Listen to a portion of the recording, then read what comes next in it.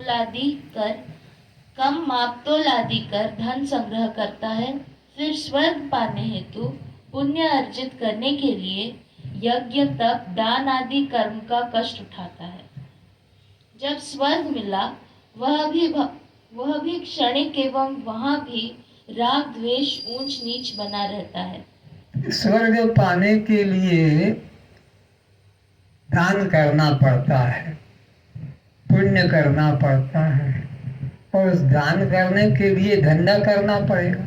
धंधा करने के में फिर झूठ और मिलावट, कम तोलना, हाँ, ज़्यादा भाव बढ़ा कर देना, गरीबों का शोषण करना, तब धन संग्रह होगा, तब पुण्य करने तीर्थ जाएंगे, फिर दान करेंगे और फिर मिलेगा तो स्वर्ग मिलेगा, उसका भी फल नाशवान। इसलिए ज्ञानी जन कर्म उपासना में श्रद्धा न करके आत्मज्ञान में ही श्रद्धा करते हैं। यहाँ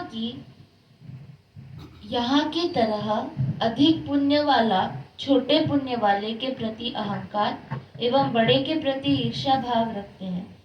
अब यहाँ पर भी कोई व्यक्ति ने समझ लो कि 10 लाख रुपया सरकार को मदद के लिए दे दिया, तो जिसने 5 लाख दिया होगा उसको उसके प्रति ईर्ष्या होगी कि साले ने मेरे नाक कर मेरे से आगे बढ़ गया, इसने 10 लाख दिए, और वो बड़ा 10 लाख वाला छोटे वालों के मैंने जैसा कौनेदारी। तो इनमें राग द्वेष भी होता है, ज़्यादा दान करने वाला और एक कम दान करने वाला। तो ये सब दुख और बंधन के ही कारण है। सिद्धों में भी कोई बड़ी सिद्धि वाला आ गया तो कोई छोटी सिद्धि बताने वाला मन में उससे ईर्ष्या करेगा कि ये तो मेरे से बड़ा सिद्ध है, लोग इसको मानेंगे पूजेंगे, मेरा सम्मान नहीं होगा। तो कैसे करके इसको मार दिया जाए, वो मार हत्या करने तक का विचार, एक सिद्ध दूसरे सिद्ध को हत्या करने का भी विचार कर लेते हैं। ऐसे संतों को भी हत्याएं की है। अधिक उनका प्रभाव देखकर छोटे संत उनका सहन नहीं कर पाते प्रभाव, तो उनको जहर पिला दिया जाता है या काट दिया जाता है। फिर परिणाम में भी दुख ही भोगते हैं। गर्भ दुख, जन्म दुख, सारे जीवन दुखी दुख। गर्भ में दुख है, जन्म में दुख है, फिर शरीर में बचपन का दुख है, जवानी का दुख है, बुढ़ापे का दुख है, सब दुख ही दुख है, सुख का तो नाम नहीं है। क्षीणे पुण्ये मृत्युलोकम विशन्ति। पुण्य क्षीण होने पर पुनः जीव इस दुख रूप संसार में कष्ट भोगने आ जाता है। अतः मुमुक्षु कर्म के फल अनित्य जान उसका त्याग कर ज्ञान को ग्रहण करे, जो अखंड आनंद प्रदायक है। अनित्य कर्म से नित्यानंद स्वरूप आत्मा की प्राप्ति कदापि नहीं हो सकेगी। व्यापारे खिद्यते यस्तु निमेषोन्मे सयोरपि तस्य आलस्य घुरिणस्य सुखम न अन्यस्य कश्चित्। अष्टावक्र जी समझा रहे हैं कि यह ब्रह्म ज्ञान का अधिकारी कौन हो सकता है। कर्म ही दुख का कारण है। यह जानकर ज्ञानवान जीवन मुक्त पुरुष तो आंख को खोलने व मूंदने में भी कष्ट का अनुभव करते हैं। इस प्रकार के जो आलसियों में महा आलसी घुरिण, जो समस्त कर्म प्रवृत्तियों से रहित है, वही इस ज्ञान का अधिकारी है। ज्ञान का अधिकारी कौन है? जो संसार के कामों में आलसी, संसार के कामों में बस जितना थोड़ा सा मिला पेट भर लिया बस खत्म, और पड़ जाते। देखते नहीं गांव में थोड़ा सा खेती में धान डाल दिया, पानी गिर गया तो फसल मिल जाएगी, सूखा हो गया तो नष्ट हो जाएगी। वो बस क्या करेंगे, कोई मंदिर के प्रांगण में बैठ के ताश खेलेंगे या कोई और जुआ खेलेंगे और कर्म में उनकी रुचि नहीं होती है। तो ऐसा जो संसार के कामों में दिलचस्पी नहीं लेता है, थोड़े से में ही अपना संतोष कर लेता है, वो ज्ञान का अधिकारी है। उसे ही सुख की अनुभूति हो सकेगी। अन्य कर्मों में श्रद्धा कर सुख पाने की आशा रखने वाले को यह सुखानुभूति नहीं हो सकती। संसार में जो व्यक्ति सुख पाने हेतु जितना अधिक व्यस्त रहता है, उतना ही वह क्लेश सुख प्राप्त होता है, और जिसकी जितनी व्यवहार प्रवृत्ति कम होती है, वह उतना ही सुख का अधिक अनुभव करता है। दो तरह के ज्ञानियों के भी प्रारब्ध होते हैं, एक प्रवृत्ति प्रधान होता है और एक निवृत्ति प्रधान होता है।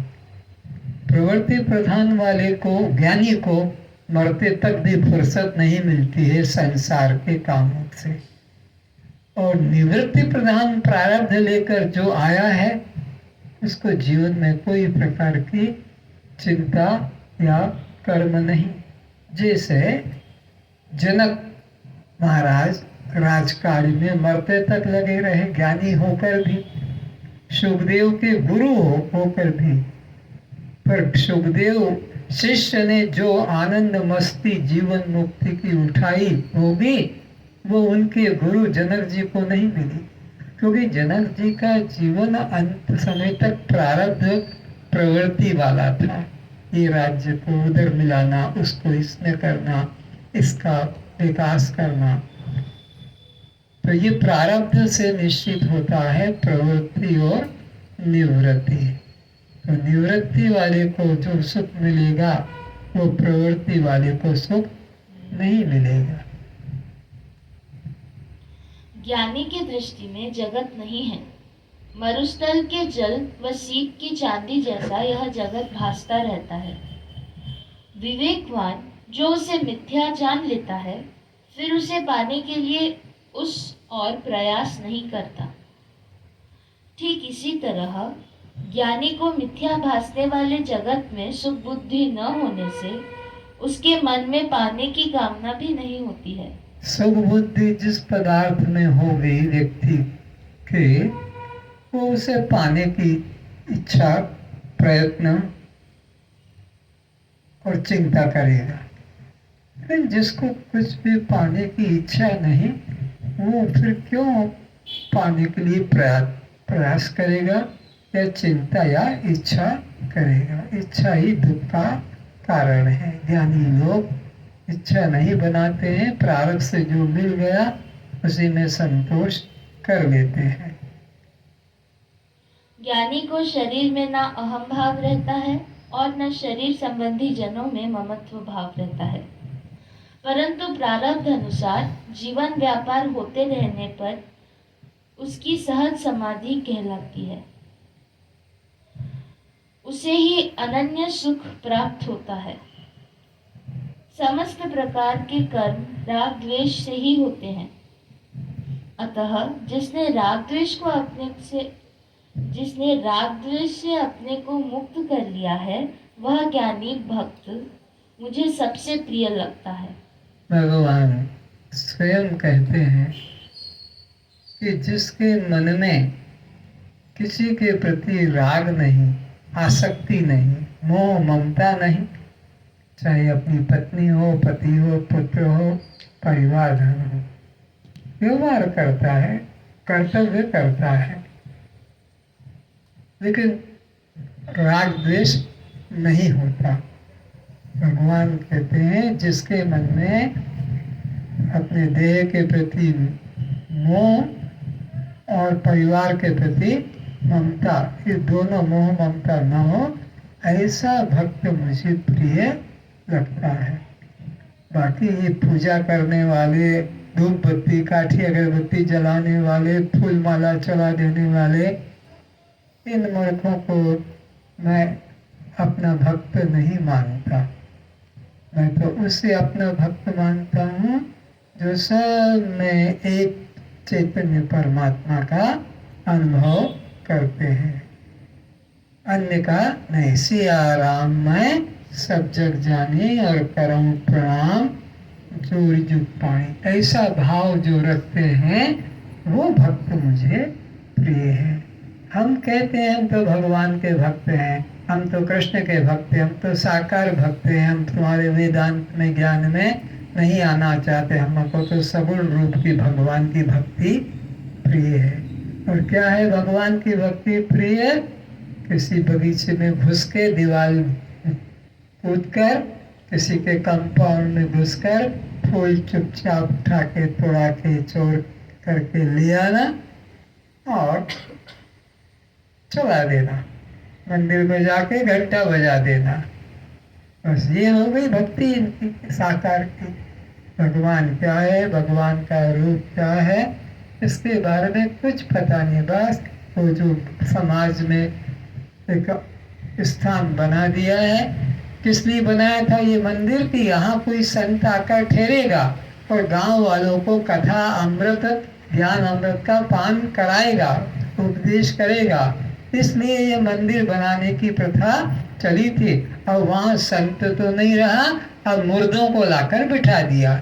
अब ये मुर्दे को चाहे तुम फूल चढ़ाओ कि फल चढ़ाओ कि सिंदूर लगाओ, कुछ उनको मतलब नहीं है, क्योंकि वो तो बेजान है, निर्जीव है।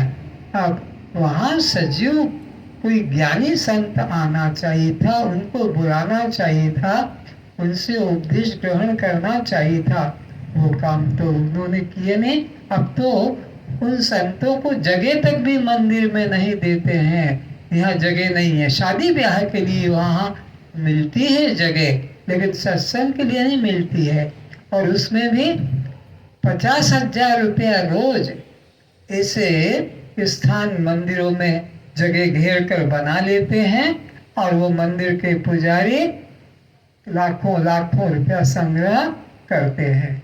मंदिर में रहकर और सत्संग के लिए जगह लेना हो तो रुपया तो उनको 10,000, 20,000, 50,000, 1,00,000 रोज का, तो वो तुम्हें सत्संग करने की जगह देंगे। तो ये मंदिर नहीं है, ये तो दुकानदार हैं, ये तो बिजनेसमैन है, ये धर्म का स्थान नहीं। किसी भी कर्म में जो मन में राग द्वेष का उदय नहीं होने देता है, वह ज्ञानी भक्त मुझे प्रिय है। तो कौन सी ऐसा कर्म है जिसमें राग द्वेष उत्पन्न नहीं होता है? वही हमें करना चाहिए।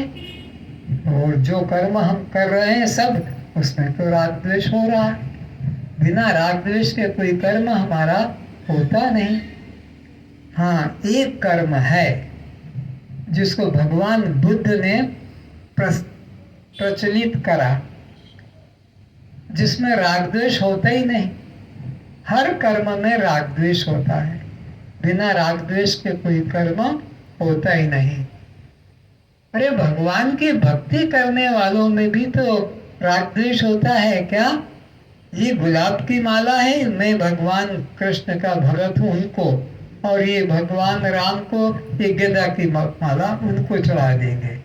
मेरे भगवान को तो गुलाब के पुष्पों की माला पहनाना है, मेरे भगवान को तो क्या करना है, गुलाब जामुन और इनको तो गुड़ का डली रख देंगे। तो इस प्रकार से भगवान के भक्तों को भी राग द्वेष है, योगियों को भी राग द्वेष है, कर्मियों को भी राग द्वेष है। राग द्वेष सब तरफ हो रहा है। और भगवान कहते मुझे वही प्रिय जिसमें राग द्वेष ना हो। तो वो रास्ता निकला पानापान की क्रिया। ये जो पानापान की क्रिया है ना, श्वास अंदर और बाहर आना, इसको पानापान कहते हैं। तो इसमें राग द्वेष किसी को नहीं होता है, क्योंकि राग का मतलब है और आए, ज्यादा आए, और द्वेष का मतलब ना आए।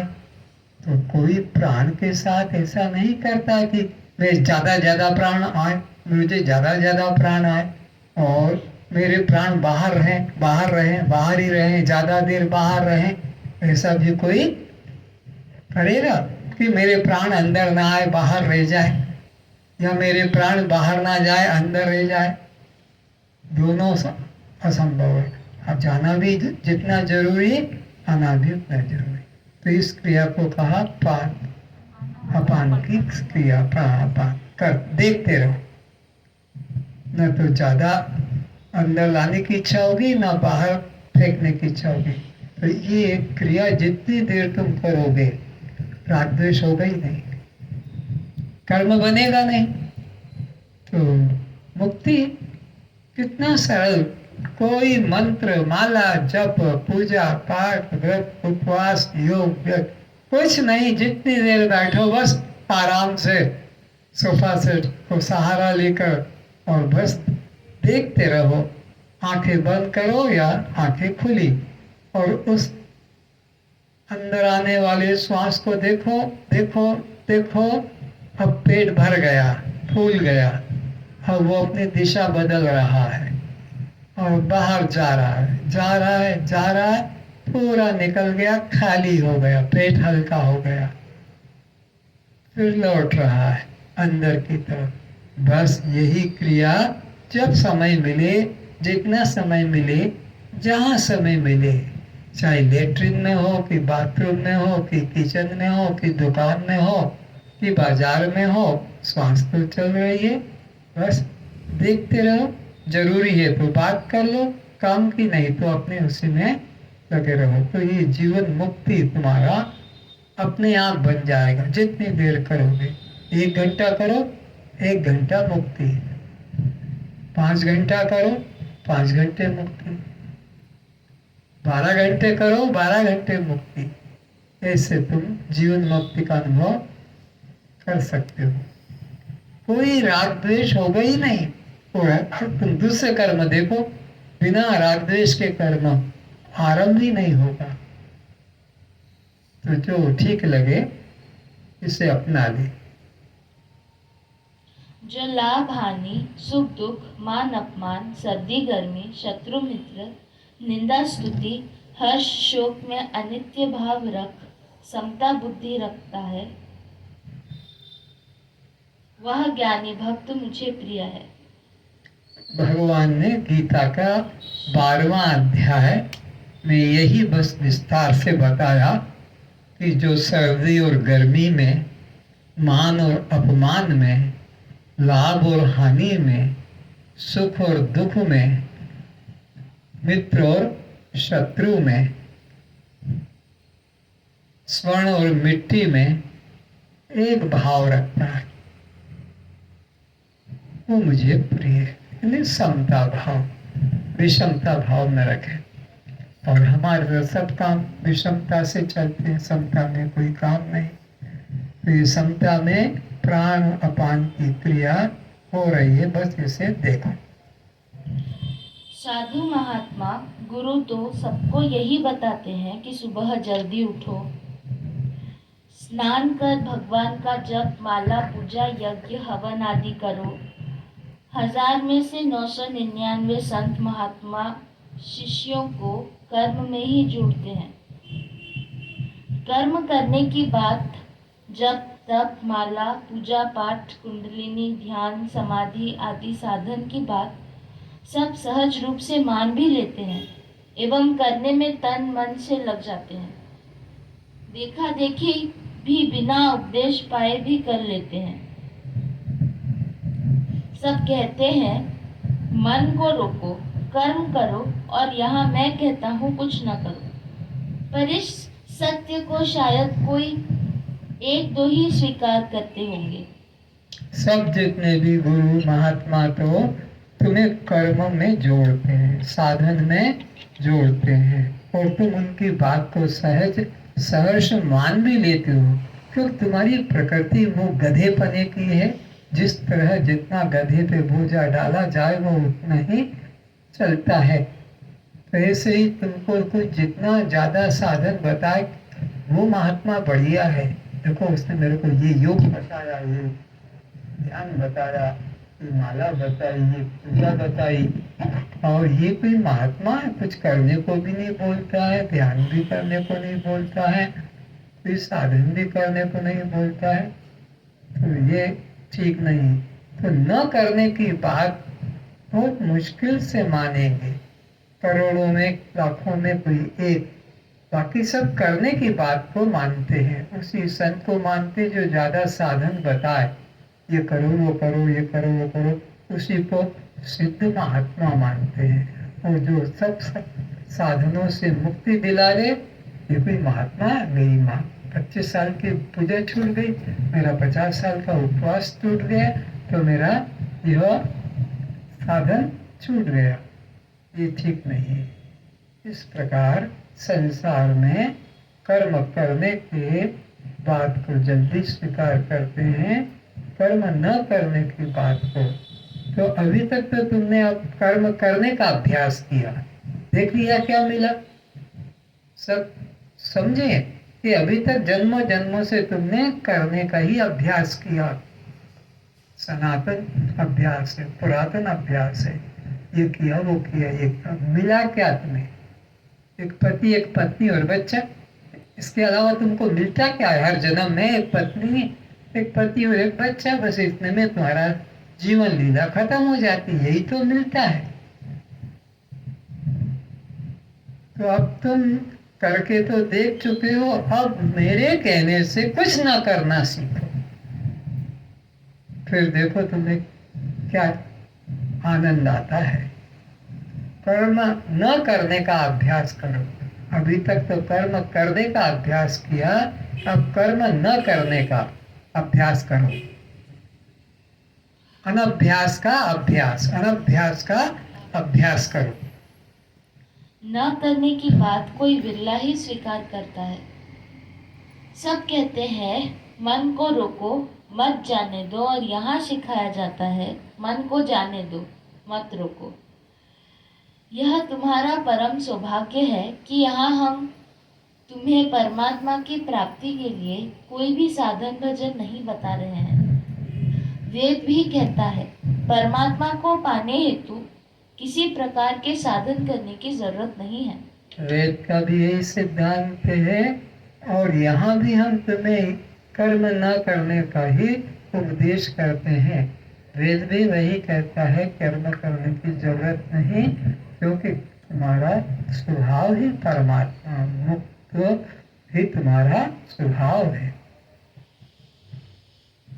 गीता भी कहती है तस्य कार्यम न विद्यते। रामायण भी कहती है कर्म की हो ही स्वरूप ही चिन्ह। साधनों से प्राप्त सिद्धि, स्वर्ग आदि लोक, मुक्ति, धन, संपत्ति, संतान आदि वस्तु अनित्य ही होती है। आत्मा, मुक्ति, परमात्मा तुम्हारा सहज स्वभाव है। फिर भी इस परम सत्य को कोई सहज मानने को राजी ही नहीं होगा, क्योंकि बचपन से यही सुनते देखते आ रहे हैं कि बिना कुछ किए एक पत्र, पुष्प, पैसा, रुपया भी नहीं मिलता। तब परमात्मा जैसा सबसे श्रेष्ठ महान तत्व, मुक्ति, बिना कुछ किए कैसे मिल सकेगा? बचपन से सभी लोग कर्म करके प्राप्त करने को देखते आ रहे कि हमको पत्र भी चाहिए तो पौधे पास जाना पड़ेगा, तुलसी पत्र हो कि बेल पत्र हो, हमें वहां जाना पड़ेगा। तो पत्र जैसी चीज भी बिना प्रयत्न के नहीं मिलती, फिर इतना बड़ा विराट परमात्मा सृष्टि का मालिक, और वो बिना कर्म किए कैसे मिल जाएगा? ये बात उनके समझ में नहीं आती है। ये कोई उनको नहीं समझाता है कि अरे जो दूर होती है वस्तु उसके लिए कर्म करना पड़ता है, पर जो अपने अंदर है उसके लिए कर्म करने की जरूरत, ऐसा कोई ज्ञान देने वाला सद्गुरु उनको मिलता नहीं, बल्कि वो गुरु मिलते हैं जिनसे परमात्मा दूर है। वो गुरु मिलते हैं जिनसे परमात्मा दूर है, तो वो भी उधर भटक रहे हैं और अपने साथियों को भी उधर लेकर चल रहे हैं। साधन वही बताता है परमात्मा को पाने का, कौन? जिनसे परमात्मा अभी अप्राप्त है। या दूर है। जिनसे परमात्मा दूर नहीं है, खुद ही परमात्मा है, वो कभी साधन द्वारा तुम्हें भटकाएंगे नहीं। परंतु वे मूर्ख यह नहीं जानते हैं कि बिना परमात्मा के कोई भी कर्म कैसे कर सकेंगे। इतना बोध नहीं है कि बिना परमात्मा के हम कुछ कर ही नहीं सकेंगे। श्वास भी हमारा जो चल रहा है परमात्मा के साथ चल रहा है। अब हम उस परमात्मा को बाहर ढूंढने कैसे जाएंगे? अगर परमात्मा बाहर होगा तो ये मुर्दा वहां तक चलकर कैसे जाएगा? परमात्मा हमारे हर श्वास में, हर कदम पर, जहाँ पैर रखा वहीं पर परमात्मा है। परमात्मा तो हर क्रिया, हर साधन के प्रथम ही हृदय मंदिर में छिपा बैठा है। कहाँ बैठा है? वो बाहर के मंदिर में नहीं, हृदय मंदिर में। एक संत राबिया सूफी संत महिला, वो ब्रह्म ज्ञान देती थी तुम लोगों को, जिसे बिठा कर यहाँ समझाया जाता है।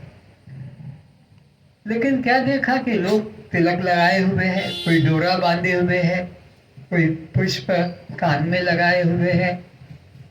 तो सोचा इनका अभी तक आत्मज्ञान दृढ़ नहीं हुआ है। तो अपने घर के बाहर संध्या के समय, प्रवचन के आधे घंटे पहले, और वो घर के बाहर झाड़ू लेकर और थाली में मिट्टी को ऐसे ढूंढ रही है। तो सत्संग का टाइम के पहले भी आ जाते हैं कोई एक दो व्यक्ति लोग, तो लाओ हम आपका दरी बिछवा देते हैं, हम आपके यहाँ झाड़ू लगवा देते हैं, कुछ सहयोग। तो वो है, अरे माता क्या कर रही हो? बोले बेटा सुई ढूंढ रही हूँ। तो अरे हम ढूंढ देते, छोटा सा काम हम करेंगे, छोड़ो छोड़ो। अच्छा करो। तो वो देखते देखते सब मिट्टी को ढूंढ लिया, नहीं मिला। तो अंदर से चालूनी लाए, उसमें मिट्टी डाल के छान के देखा, सुई नहीं। बोले सुई तो नहीं मिल रही है, क्या कर रही थी तुम यहाँ? बोले मैं घर में कपड़े सिल रही थी।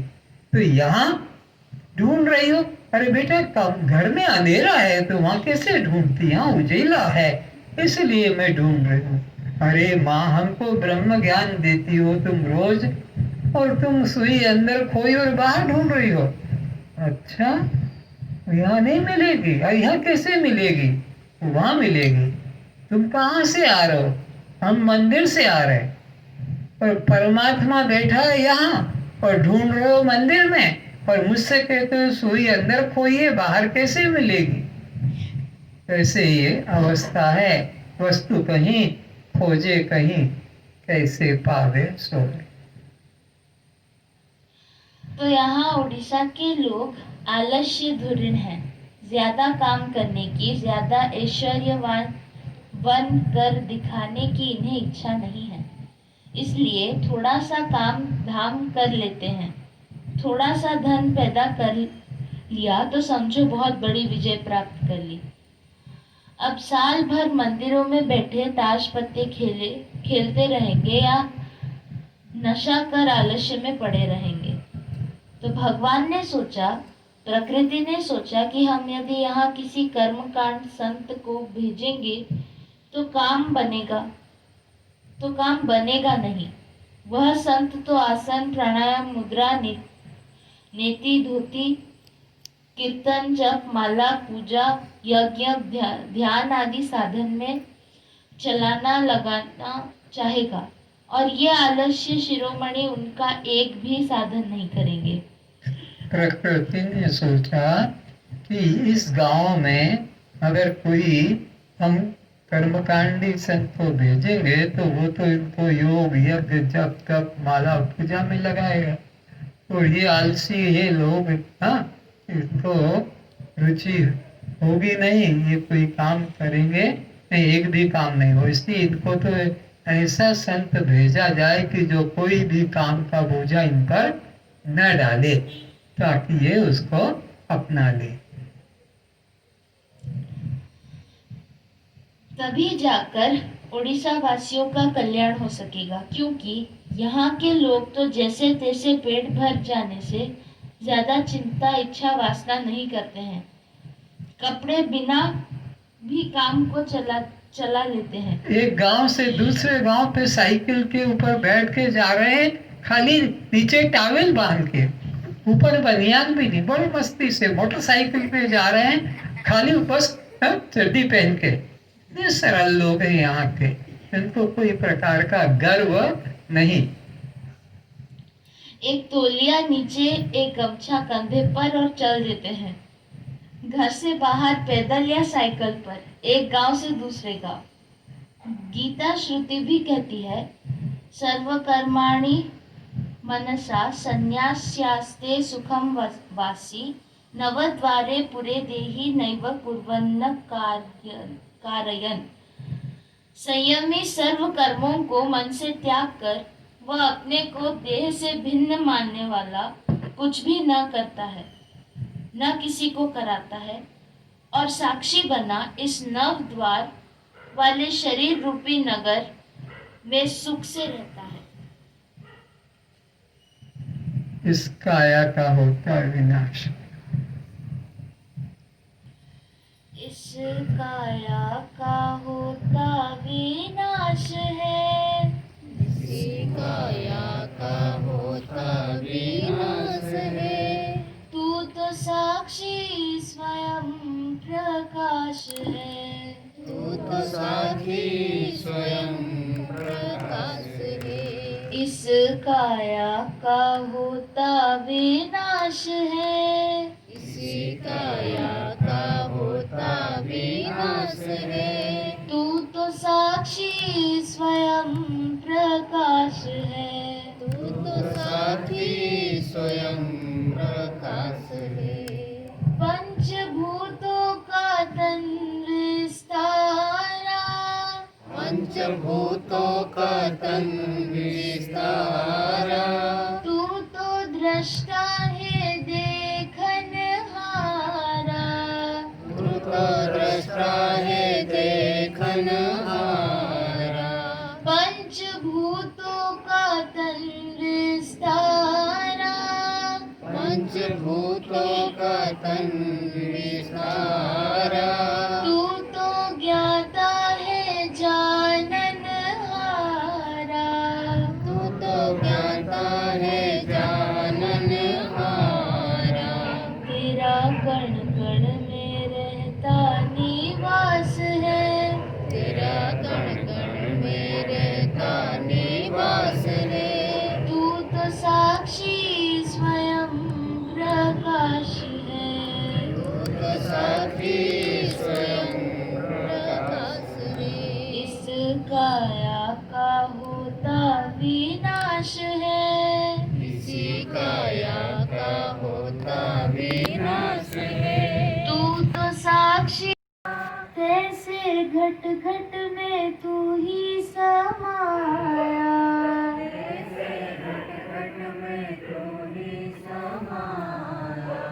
जैसे गहनों में सोना ही पाया,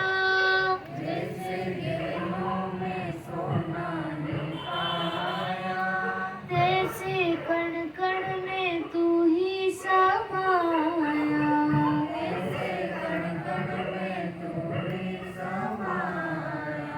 जग तेरा ही लीला विलास है,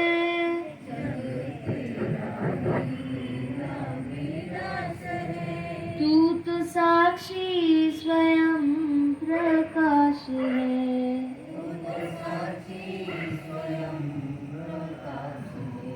जाग जल्दी ये सपने की माया,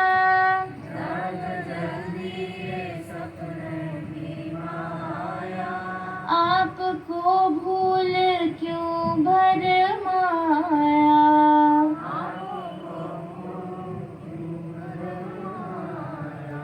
जाग जल्दी ये सपने की माया,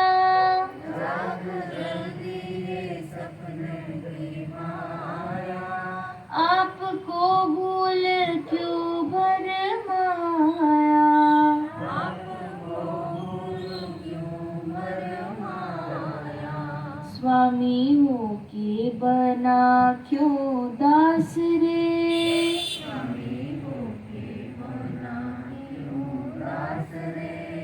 ब्रह्म होके बना क्यों जीव रे,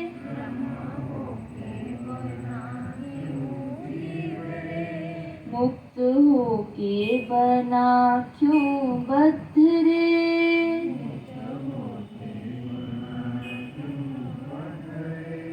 तू तो साक्षी स्वयं प्रकाश है,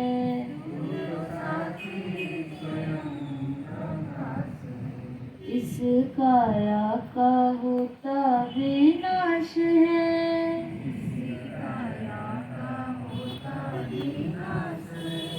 तू तो साक्षी स्वयं प्रकाश है, भूल तेरी है तू ही मिटा दे,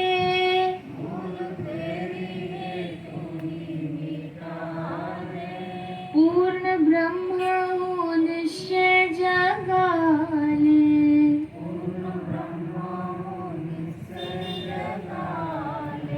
भूल तेरी है तू ही मिटा दे,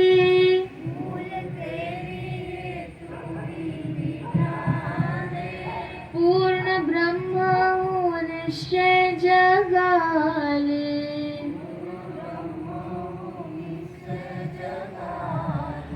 मिटे जन्म मरण की त्रास है,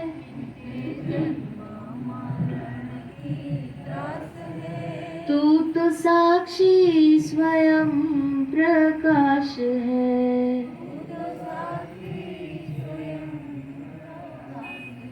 इस काया का होता विनाश है,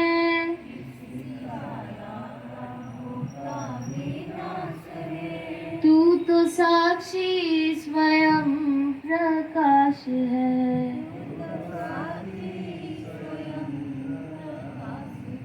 तू तो साक्षी स्वयं प्रकाश है।